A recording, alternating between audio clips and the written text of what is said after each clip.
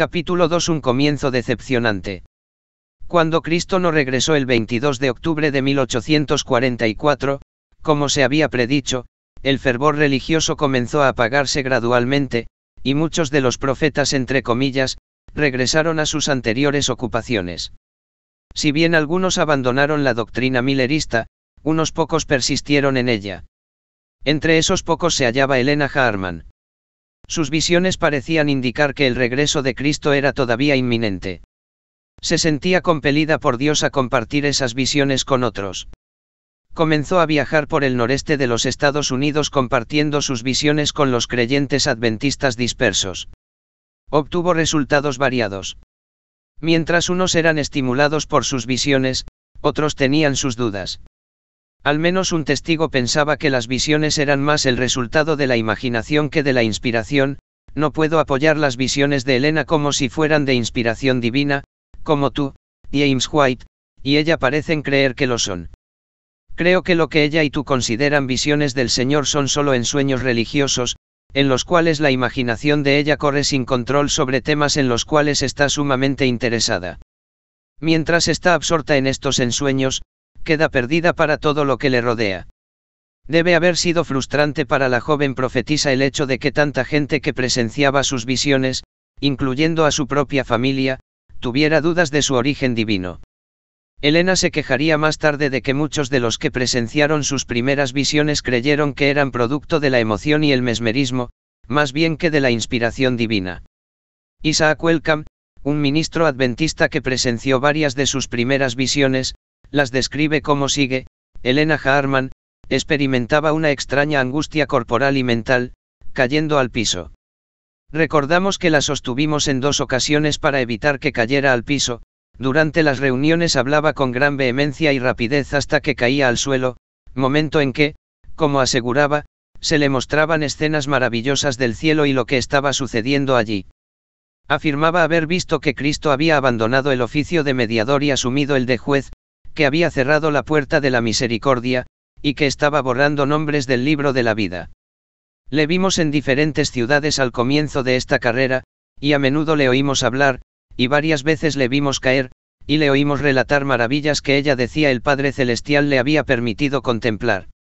Sus escenas sobrenaturales o anormales no fueron entendidas enseguida como visiones, sino como percepciones espirituales de cosas invisibles, lo cual era bastante común entre los metodistas. Estas visiones no eran sino los ecos de la predicación del pastor Joseph Turner y otros, y nosotros las consideramos como el producto de la sobreexcitada imaginación de su mente, y no como hechos. El Sr. Wellcome subraya que las visiones que oía relatar a Helena Harman eran meros ecos de la predicación del millerista Joseph Turner. En el capítulo 5, discutiremos al Sr. Turner y su relación con Helena Harman. Fue durante 1845 cuando Helena Harman conoció a James White, el fervoroso y joven ministro que más tarde se convertiría en su esposo. Jaime y Helena comenzaron a viajar juntos y a predicarle al rebaño disperso de adventistas que todavía sostenían la esperanza de que el regreso de Cristo era inminente. Las gentes habían sido amargamente desengañadas, y estaban ansiosas de oír que el regreso de Cristo todavía estaba a las puertas. La aspirante a profetisa resucitó las esperanzas hechas añicos de los creyentes milleristas profetizando que el Señor vendría en junio de 1845. Cuando esta fecha pasó sin incidentes, la profetisa hizo a un lado el error y fijó la fecha para más tarde, para septiembre. Lucinda Burdick, esposa de un ministro, y quien había presenciado las visiones de Helena Harman en 1845, describe el caos que estas predicciones que fijaban fechas causaron entre los creyentes adventistas. Conocía Jaime White y Helena Harman, ahora la Sra. White, a principios de 1845. Ella pretendía que Dios le mostraba cosas, pero estas no sucedían. En una ocasión, ella vio que el Señor vendría por segunda vez en junio de 1845. La profecía fue discutida en todas las iglesias, y en un pequeño periódico de la puerta cerrada publicado en Portland, Maine. Durante el verano, después de que pasó el mes de junio, oí que un amigo le preguntó cómo explicaba la visión. Ella contestó que se lo habían dicho en el lenguaje de Canaán, y que ella no entendía este idioma, que el Señor vendría en el septiembre próximo, en el segundo crecimiento de la hierba, en vez del primer crecimiento en junio. Pasó ese septiembre, y muchos más han pasado, y todavía no hemos visto al Señor.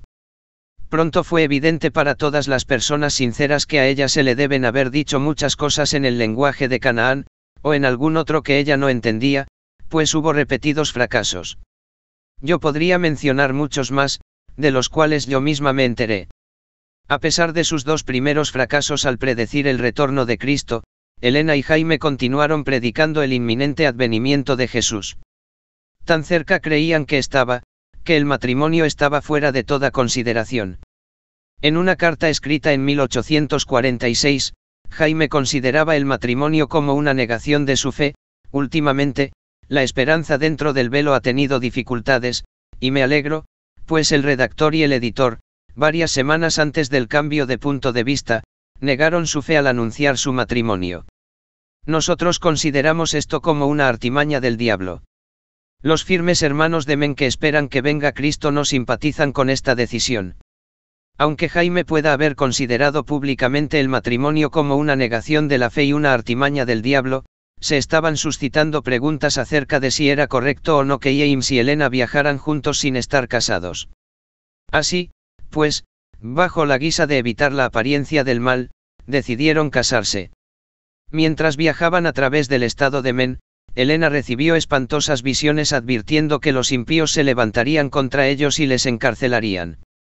Ellos comunicaron estas alarmantes visiones a todas las iglesias que visitaban. Desafortunadamente, esto tuvo un efecto contraproducente cuando los acontecimientos profetizados no tuvieron lugar. Lucinda Burdick, testigo de estas visiones, cuenta la historia: una vez, cuando estaban en camino hacia la parte este de Men, ella vio que tendrían grandes problemas con los impíos, que serían encarcelados, etc. Contaron esto en las iglesias al pasar por ellas. Cuando regresaron, dijeron que la habían pasado muy bien. Los amigos les preguntaron si habían tenido algún problema con los impíos, o con la cárcel. Ellos contestaron: ninguno en absoluto. En todas las iglesias, la gente pronto comenzó a abrir los ojos, y se volvió decididamente contra las visiones, y, tan pronto lo hacían, ella les veía manchas en sus ropas, como ella decía. Yo personalmente conocí a varios ministros, a los que ella veía en el reino, diciendo: oh, qué brillantes coronas, llenas de estrellas. Pero, tan pronto ellos tomaban partido contra las visiones, ella los veía condenados, malditos, y perdidos para siempre, sin esperanza. A comienzos de su carrera, la señora White mostró un rasgo que habría de seguirle por el resto de sus días. Cuando fallaba una de sus profecías, o cuando cometía errores, en vez de reconocer su fracaso, se volvía severamente contra los que le señalaban sus errores y les declaraba condenados y perdidos. Antes que estimular la fe en su don, se las arregló para ofender a varias personas. Ahora bien, a causa de esta costumbre y sus fallidas profecías, los White se encontraron en un ambiente más y más hostil. Muchos de los creyentes adventistas que en un tiempo habían aceptado a la hermana White como profeta ahora se volvieron contra ella. La credibilidad y los recursos financieros de los White estaban en un nivel tan bajo como nunca antes se había visto. Lo que necesitaban era un amigo influyente que pudiera ayudarles en este momento difícil. Los White conocen a Joseph Bates. Joseph Bates, un capitán de mar retirado que se había convertido en predicador, era tenido en alta estima por los adventistas. Era influyente, tenía alguna educación, y era hombre de un carácter moral transparente. Conoció a los White en el otoño de 1846. En ese tiempo, la joven profetisa solo tenía 19 años, era débil, no tenía educación, y era todavía desconocida para la mayoría de los adventistas. Jaime tenía 26 años, y una limitada educación. Él y su esposa eran pobres y desvalidos. Un amigo influyente como Joseph Bates era exactamente lo que la joven pareja necesitaba.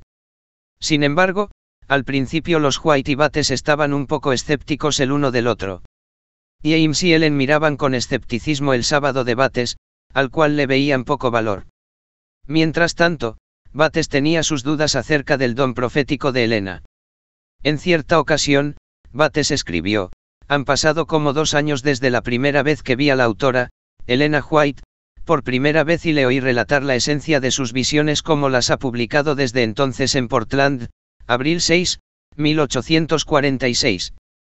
Aunque no pude ver en ellas nada que militase contra la palabra, me sentí sobremanera alarmado y probado, y por mucho tiempo renuente a creer que aquello fuese otra cosa más que lo producido por un prolongado estado de debilidad de su cuerpo. Como muchos otros, Bates pensaba que las visiones de Helena eran más un resultado de la mala salud causada por una terrible lesión cerebral que revelaciones inspiradas por Dios. Sin embargo, con una bien calculada visión sobre el tema favorito de Bates, la astronomía, los White a su debido tiempo lograron vencer la resistencia a las visiones de Helena. En noviembre de 1846, Helen tuvo una visión especial del sistema solar durante una reunión a la que asistió Bates. Mientras Bates escuchaba, ella describió varios detalles del sistema solar y el así llamado espacio abierto en Orión. Orión era entonces un tema de gran interés para el público debido a las recientes observaciones telescópicas del astrónomo William Parsons.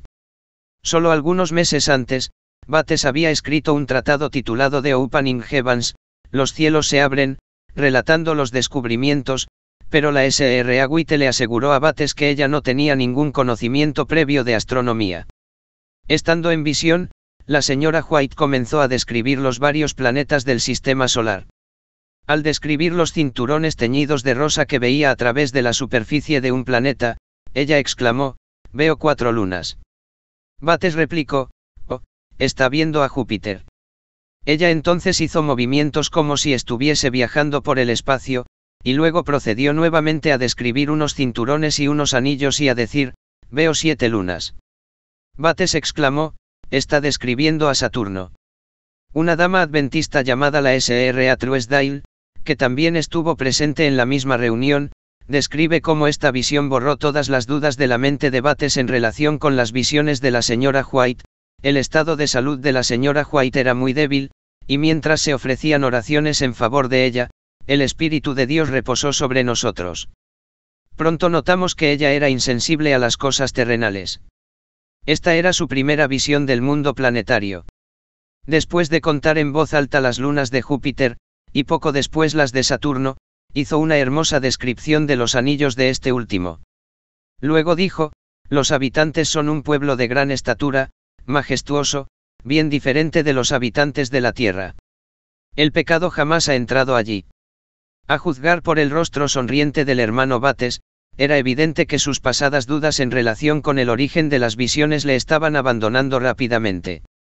Todos sabíamos que el capitán Bates era un gran amante de la astronomía, pues a menudo localizaba muchos de los cuerpos celestes para enseñarnos. Cuando la hermana White contestó sus preguntas después de la visión diciendo que ella nunca había estudiado ni tenido ningún conocimiento en este sentido, Bates se llenó de gozo y felicidad. Alabó a Dios, y expresó su creencia de que esta visión concerniente a los planetas había sido dada para que nunca más volviese a dudar. Aunque esta visión aparentemente disipó las dudas de Bates, tendría un efecto opuesto en las generaciones posteriores. La quinta luna de Júpiter fue descubierta en 1892, pero, para entonces, Bates había desaparecido y hacía mucho que la visión de 1846 había sido olvidada. Más tarde, las sondas satelitales descubrirían que las superficies tanto de Júpiter como de Saturno consisten de hidrógeno líquido, y que ambos están desprovistos de vida, como sabemos. Además, Júpiter tiene por lo menos 16 lunas y una banda de anillos. Saturno tiene por lo menos 18 lunas. Aunque ella se acercó lo suficiente a Júpiter y a Saturno como para ver los habitantes altos y majestuosos, nunca menciona haber visto las otras lunas y los anillos alrededor de estos planetas. La visión ciertamente no sería muy convincente para un auditorio moderno. Esta es quizás una de las razones por las cuales la visión rara vez es mencionada por los adventistas en la actualidad. Como muchas de sus primeras visiones, sonaba bien al principio, pero se volvió menos y menos creíble con el paso de los años. Sin embargo, sirvió su propósito. Bates quedó convencido, y los White y Bates formaron una amistad que habría de durar varios años. Parece que los White adoptaron rápidamente las peculiares enseñanzas de Bates en relación con el regreso de Cristo. Bates creía que el tiempo de examen y evaluación se había cerrado para el mundo en 1844, y que los creyentes adventistas estaban ahora en un periodo de prueba de 7 años. Bates describe cómo llegó a establecer este periodo de 7 años: creo plenamente que las 7 manchas de sangre sobre el altar de oro y delante del propiciatorio representan la duración de los procedimientos judiciales contra los santos vivos en el lugar santísimo, y que todo este tiempo, hasta 7 años, permanecerán en su aflicción. Por medio de su voz, Dios les librará, porque la misma sangre hará expiación de la persona. Lev. 5 y 11, luego, el número 7 consumará el día de la expiación. Es fácil ver por qué al principio los White se sentían un poco escépticos de Bates. Se necesita una gran dosis de fe para arribar a la conclusión de que 7 manchas de sangre sobre el altar equivalen a un periodo probatorio de 7 años. Bates creía que los que no eran parte del movimiento millerista de 1844 estaban perdidos y no podrían salvarse, y que los adventistas estaban ahora siendo probados sobre la verdad del sábado. Finalmente, los White adoptaron esta enseñanza y comenzaron a guardar el sábado siguiendo a Bates desde las 6 p.m. del viernes hasta las 6 p.m. del sábado. El año de 1851 marcó el fin de los 7 años de prueba, y al acercarse el fin de este periodo, los White nuevamente comenzaron a proclamar el inminente regreso de Cristo, y una vez más su exigua banda de seguidores se emocionó.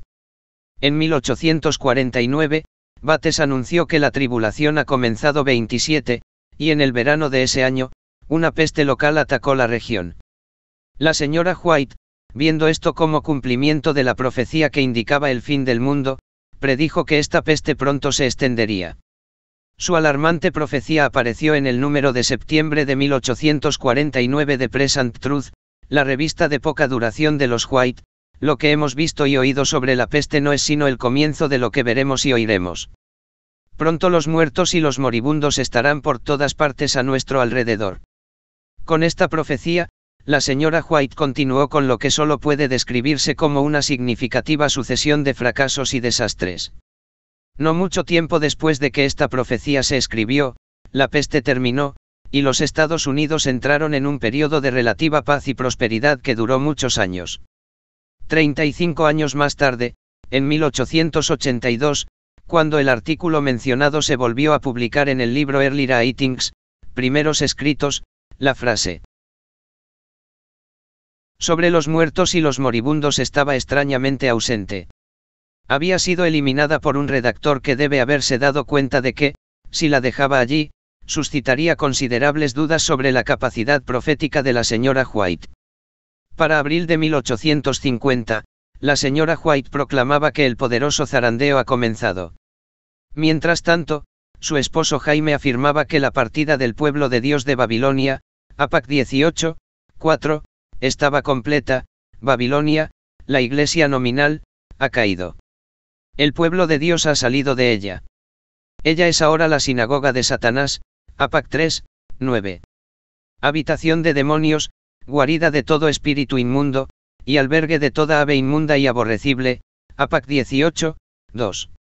El 27 de junio de 1850, la señora White escribió que a la gente le quedaban solo unos pocos meses para prepararse. Dijo mi ángel acompañante, el tiempo casi ha terminado. Preparaos, preparaos, preparaos, ahora el tiempo casi ha terminado, y lo que a nosotros nos ha tomado años aprender, ellos tendrán que aprenderlo en pocos meses. La señora les estaba diciendo a los creyentes adventistas que las verdades sobre el sábado y el santuario celestial que ella y sus asociados habían pasado años aprendiendo tendrían que ser aprendidas rápidamente por los nuevos conversos en los pocos meses que le quedaban a la tierra. La señorita Sarah B. Harman, hermana mayor de la señora White, escribió una carta a la señora P. D. Lawrence de Brookfield, estado de New York, el 29 de julio de 1850, que decía, creo que este es el último invierno que veremos antes de que salga Jesús, nuestro gran sumo sacerdote. Oh, vivamos para Dios y sacrifiquémonos fielmente por Él. Para septiembre de 1850, la señora White advertía que estaban en el tiempo del sellamiento y que Jesús casi había concluido su labor en el lugar santísimo, vi que el tiempo de permanencia de Jesús en el lugar santísimo casi había terminado, y que el tiempo no podía durar sino un poquito más. El tiempo de sellamiento es muy corto y pronto terminará. Esta fue una de las últimas en una serie de frustrantes predicciones sobre el regreso de Cristo. Cuando la fecha de 1851 pasó sin novedad, Joseph Bates perdió prominencia entre los creyentes adventistas, lo mismo que los White. Jaime decidió hacer desaparecer la revista Present Truth e iniciar una nueva, titulada Advent Review and Sabbath Herald. Volvió a publicar muchos de los artículos de la señora White, pero tuvo buen cuidado de borrar aquellas partes que la expondrían a acusaciones de ser una falsa profetisa. Ser profetisa no es tarea fácil, especialmente cuando sus seguidores esperan que pueda detectar falsas enseñanzas. Bates estaba errado en cuanto al regreso de Cristo en 1851, y la profetisa de Dios aparentemente fue extraviada por las enseñanzas de él. Los seguidores de ella probablemente se preguntaron por qué sus mensajeros angélicos ni una sola vez le dieron a entender que la teoría de Bates estaba equivocada, aunque ella afirmaba haber recibido muchas decenas de visiones durante este periodo. La gente había esperado mucho más de una profeta. Querían una profeta como los profetas bíblicos, que se erguían como elevadas rocas de verdad mientras alrededor de ellos soplaba todo viento de doctrina. Querían una profeta que detectase errores como el que Bates propagaba, y que advirtiese a la gente. Era mucho pedir que una joven profetisa estuviese a esta altura. La primera década de Elena White como profetisa solo puede describirse como de chasco, tanto para ella personalmente como para sus seguidores. Sus mordaces acusaciones contra los que dudaban de sus visiones solo sirvieron para que sus críticos se sintieran más molestos con ella, y para que los no convencidos se volvieran aún más escépticos. Los conversos a la observancia del sábado eran pocos y estaban muy dispersos. A este paso, pueden necesitarse muchas décadas para alcanzar la mágica cifra de 144.000. Como sus profecías dejaron de cumplirse una y otra vez, muchos pusieron en duda su inspiración divina. Durante un tiempo a principios de la década de 1850, su influencia pareció quebrantarse, y pareció tener pocas visiones. Fue un frustrante comienzo para una carrera profética. La señora White parece haber aprendido lentamente su lección sobre predecir el regreso de Cristo. Gradualmente, dejó de hacer predicciones específicas sobre la segunda venida de Cristo. Hizo su última predicción específica durante una conferencia en 1856, se me mostró la compañía presente en la conferencia. Dijo el ángel, algunos serán pasto de los gusanos, algunos estarán sujetos a las 7 postreras plagas, algunos estarán vivos y quedarán en la tierra para ser trasladados a la venida de Jesús. Puesto que esta predicción no falló inmediatamente, recibió amplia publicación en los libros titulados Testimonies for the Church, Testimonios para la Iglesia. Los dirigentes de la Iglesia quedaron un poco en un dilema sobre qué hacer cuando todas las personas que asistieron a la conferencia hubiesen fallecido. Como no podían borrar la afirmación sin despertar una gran controversia, comenzaron a explicarla como una profecía condicional. La fallida profecía no era culpa de Elena White. La culpa era del pueblo adventista. No habían convertido a suficientes personas al adventismo, así que Dios tuvo que demorar sus planes para el regreso. Esta explicación probablemente habría sido más convincente si se hubiesen incluido las condiciones cuando la visión se dio, no años más tarde, después de que habían muerto todas las personas que habían asistido a la conferencia. ¿Para qué sirve una profecía si su fracaso puede explicarse más tarde afirmando que nunca se cumplieron algunas condiciones que antes no se conocían y que no habían sido definidas? Para los que estaban dispuestos a aceptar la explicación de la profecía condicional, todavía quedaba una pregunta: ¿cómo sabía el ángel de la señora White el tiempo del regreso de Cristo? Después de todo, Jesús había dicho, pero del día y la hora nadie sabe, ni aun los ángeles de los cielos, sino solo mi Padre. Mateo 12:36. Después de casi 30 años, la señora White nuevamente vio indicios del inminente regreso de Cristo. En 1884, ella envió un testimonio llamando a los adventistas al celibato: no era de acuerdo con nuestra fe o con la voluntad de Dios que nuestros misioneros se llenaran las manos con cuidados y con cargas que no eran esenciales para la obra. Se me mostró que el hermano y la hermana V se habían apartado del consejo de Dios al traer niños al mundo. El tiempo es y ha sido por años, que traer niños al mundo es más una ocasión de dolor que de gozo. Satanás controla a estos niños, y el Señor tiene poco que ver con ellos. Ha llegado el momento de que, en cierto sentido, los que tienen esposa sean como si no la tuvieran. Como era de esperarse, el testimonio resultó en caos entre los que lo oyeron.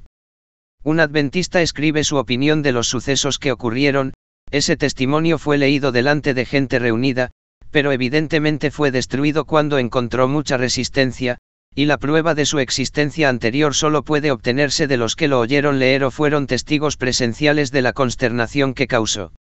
Muchos trataron de ponerse a la altura de las instrucciones de ella. Yo estaba sentado en la iglesia adventista de Missoula, estado de Montana, y vi al ministro, Rowling D. Quinn, ponerse de pie delante de la congregación y, con lágrimas corriéndole por las mejillas, confesar que Satanás le había tentado durante las oscuras horas de la noche y había pecado, pero que con la ayuda de Dios, permanecería firme de ahora en adelante, solo para repetir la escena el sábado siguiente. Un ministro le dijo a mi padre que no se atrevía a confiar en sí mismo de estar en casa con su esposa, así que hacía que ella se encontrase con él en la estación del ferrocarril. Por razones obvias, el testimonio de la señora White sobre el celibato jamás fue publicado en los testimonios para la iglesia. Permaneció oculto y a salvo en una caja fuerte hasta que muchos de los manuscritos de la señora White fueron dados a la luz pública por el White Estate en la década de 1980. La joven Helena fue arrebatada y arrastrada por el fervor religioso de la década de 1840. Hizo lo mejor que pudo para emular a los reconocidos profetas de su tiempo. Hizo lo mejor que pudo para encontrar nuevos materiales para sus visiones y así captar el interés de la gente. Hizo lo mejor que pudo para inspirar a sus seguidores con el pronto retorno de Cristo. Pero, a pesar de sus mejores esfuerzos, las cosas no le salieron como las había planeado. El profeta fue y apareció por sorpresa en su reunión, se puso de pie en medio de ella, y exclamó que aquello era exactamente lo que él había visto, y luego se fue, para no regresar nunca. Sus fallidas predicciones sobre la persecución y el regreso de Cristo en 1845 y en 1846 habían perturbado la fe que muchos creyentes habían tenido en ella. Finalmente, encontró un amigo en el capitán Bates, alguien en quien ella creyó que podía confiar. Desafortunadamente, el haber apoyado las defectuosas enseñanzas proféticas de él por poco echan a perder su ya maltrecha reputación. En algún momento, debe haberse preguntado si realmente tenía lo que se necesitaba para ser profeta de Dios. Por malo que fuera todo esto, las fallidas predicciones de la señora White sobre el retorno de Cristo no eran su peor problema. Estas cosas podían ser manejadas. James podía aplicar su magia editorial al texto de las visiones originales.